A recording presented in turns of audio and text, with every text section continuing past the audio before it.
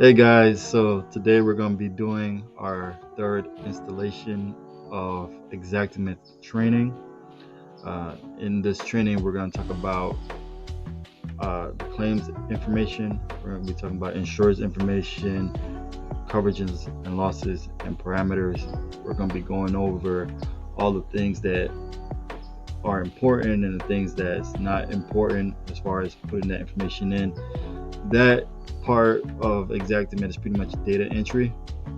So they're going to give you the customer's information and the policy information on a declaration page, and you just input those things.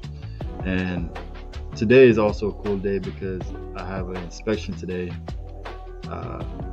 and I have my jacket on, my polo shirt ready, I have my brown pants on, got my sneakers on. It's an interior inspection, so I won't be going around the house. And a very important tip that I've learned is if you're going to be doing inspections early in the morning, usually there's mildew on the grass. And if you're doing outside inspections and you're walking in the grass, you might get your shoes and socks wet.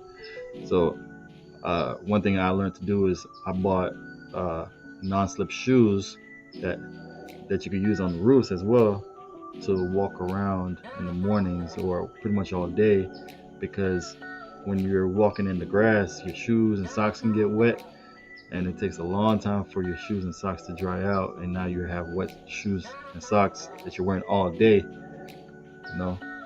So non-slip shoes from Walmart, $20, pretty good investment. Keep your feet wet, dry, and more comfortable throughout the day. So with no further ado, we're gonna hop right into Xactimate training number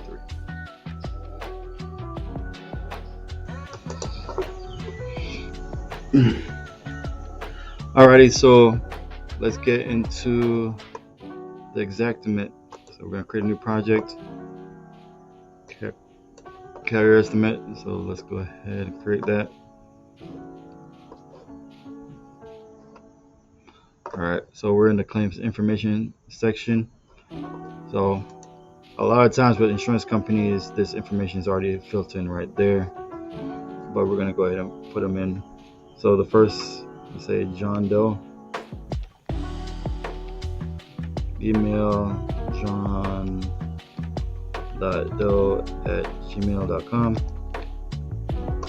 type of address, billing address, business, home, property, legal property or home if you're doing a house. So we're just gonna keep it a property. 123 Main Street, the city, let's say Atlanta, state Georgia, zip code 30031, USA. In the State Farm will automatically put this information in. It's really not necessary with longitude and latitude. Phone numbers, say 404-444-4444, and then you can highlight if that's primary number, not extension. Then the phone number types. Date of loss, this is the day that the accident or the storm happened. So let's put something pretty close. Let's say it was a hurricane and it happened October 1st. The time, not really that important. You just put 12 p.m.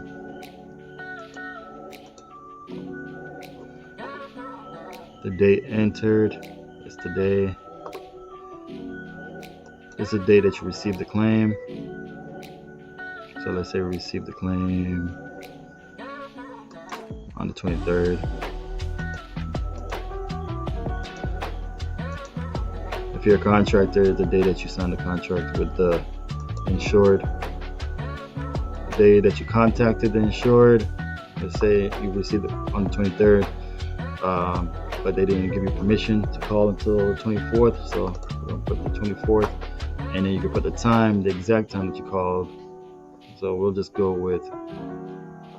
keep it at this time right now. And then the date that you inspected.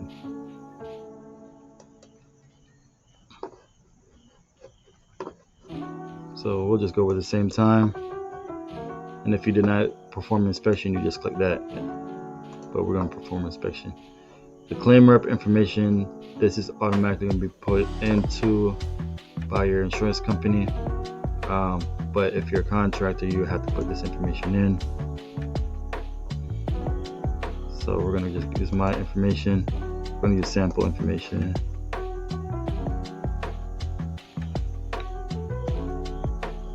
If you need to add it, you'll click add and you just fill out everything. The most important things that you have to have is the name, address, and phone number. If you're in Florida, you have to put your adjuster's number right there. But everything right here is self-explanatory. You don't have to put anything down here. But since we already have a sample right there, we're going to use that. And as you can see, the claim rep and the estimate are usually the same thing. Sometimes in the insurance industry, the person that does the estimate and the claim rep are different persons, so they'll be different, but most of the times they're going to be the same. And the references is the insurance company. So let's say we're going to use State Farm. If you need to add, it's the same things as the claim rep information. Just put that information in there.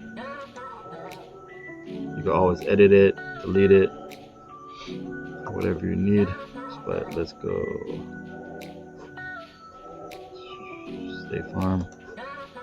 Yeah. The contractor's information, if you're a contractor, you can put that there. Agency, claimant, we don't really use that. These three spots are usually the spots that we use the most. A mortgage company loan information, you can exclude that from the report if you want to. Pay loss and payee, never really use that either. You can exclude that. You don't even have to click that. You just don't add the information, it won't show up on the report. Coverage and loss, claim number. You have to have the claim number 1, 2, 3, 4, 5, 6, 7, 8, 9. Policy number 987654321. Adjuster's file number, never really use that. Type of loss. So these are different type of loss that they have. Sometimes you have to put it in yourself. So if you need to put it in, you just click add, and then they give you a list of the types of loss, the group. Then you type in the type of loss in the description. So the groups are right here. The description of the loss is right here, and the code, which is pretty much what this is, type of loss is right there. So you click that. So let's see, hail. So these are the groups, so they're close together. If you highlight it, we're going to say that this is a hurricane. Hurricane and wind are usually used simultaneously because hurricane produces wind damages, but we're just going to pretend that this is a hurricane. This is where you put your deductible. Contractors don't put a deductible, they just leave that blank. This is the dwelling. It says 2250. That's the main. This is anything that's attached to the house or connected to the house physically. Other structures is like a shed or a detached garage that's not connected to the house, or gazebos or the fence. So if those things are considered other structures, let's say 50,000 there. Contents is anything that's inside the house, like your furniture. It's pretty much your furniture and your clothes and things like that inside the house. So let's say that's going to be 150. And then loss of use is used for if you need to leave the house for a while and you can't live in the house, then this is where that comes in. So let's say that's 50 grand. If you have trees that you need to estimate for, you have to go here to add options. it usually comes right here, tree debris removal. Most insurance companies, it's $500 is the maximum. It depends on the policy, but sometimes they go $1,000. They have you put $1,000 limit there, but the majority of the times, 95% of the times, the most that they're gonna pay for debris removal for insurance companies is $500. The parameters: checkpoint, price list, not necessary. The price list right here. So these are some of the price lists I've used in the past.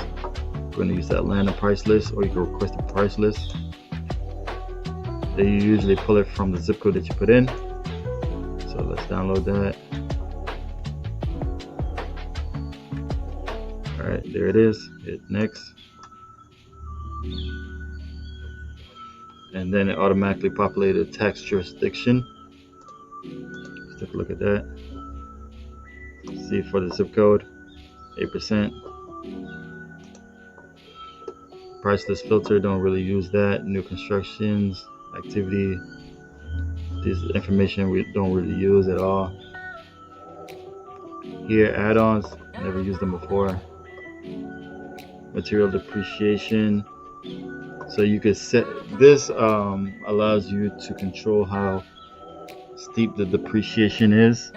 So what the depreciation does is how insurance companies, if there's $10,000, insurance companies want to pay out the cash value amount, which is the amount that it's actually worth today minus the depreciated amount, because sometimes you will find insured where you give them a $5,000 check and they say the roof is not that bad, so they just keep the money. So insurance companies will give out what's called a cash value amount first, and then they'll hold back the depreciation until the claim is finished by the contractor, or the contractor submits their contract guaranteeing that the work will be finished, and then they'll be able to pay the depreciation. So if we do 50% depreciation and it's recoverable, which means that they'll be able to get the money, and we're estimating it by, you could do it by a percentage, or just depreciate a certain amount, or do it by age. I usually do it by age and condition. So if there's $10,000 for the roof, if there's $10,000 for the roof, and the depreciation is $5,000, then sure we get $5,000 up front, and then $5,000 in the back end. So that's what this is talking about. Overhead and profit is for complicated repairs. So for a contractor to get overhead and profit, it requires what they call coordination, right? Where two different contractors cannot do the same work at the same time. One has to be completed before the other starts.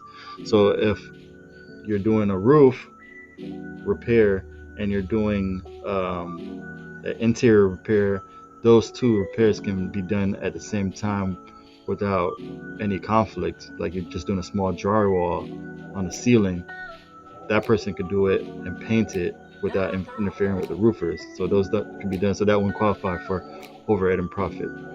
Now, if you're doing an entire inside and you have to do the cabinets, the floors, the electric, the installation, and the drywall, that's more complex, and those contractors and repair people can't be there at the same time.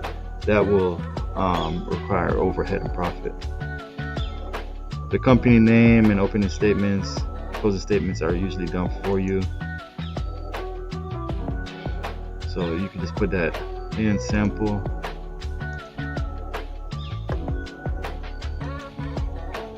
And